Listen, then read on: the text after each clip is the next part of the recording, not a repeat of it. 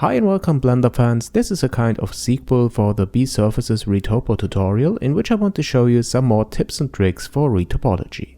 In the last video I enabled X-ray so that we can see the retopo mesh really above the sculpted one, but a drawback of this approach is that for some angles like here the backside of the faces are hiding the surface of the sculpting. One solution is to hide the bothering faces, so select them and press H to hide, and after that you can continue your retopo for the particular areas.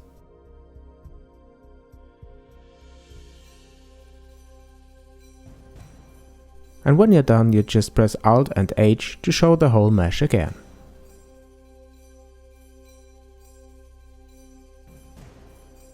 So that's one possibility. Another one is not to use X-ray and instead enable the option Keep Above Surface of the Shrink Wrap modifier and to increase the offset slightly to let your retopo mesh appear above the high poly object.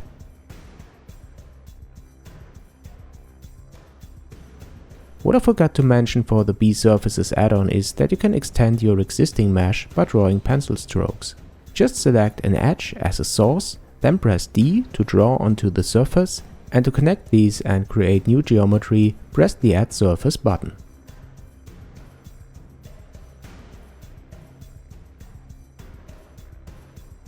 Another great add-on, also for retopology, is the F2 add-on. It is included in Blender 2.79 and you can just find and activate it.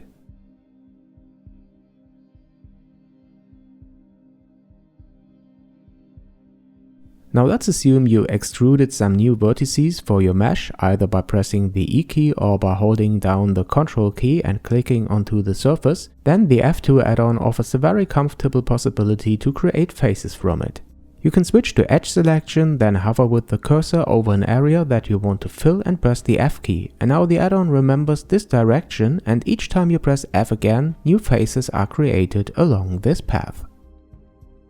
Another way to create quads with the F2 add-on is to select an inner vertex in vertex selection mode and then press F.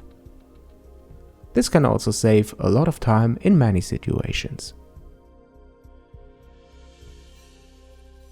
One short tip for merging two vertices is not to use the shortcut Alt and M because this can be a bit tedious. For me, the fastest way while doing retopo is to select the vertices, press the W key and then just select Merge and click again. For me it doesn't matter too much if I'm merging then at center or at cursor because most of the time I'm adjusting the position of the vertex anyway.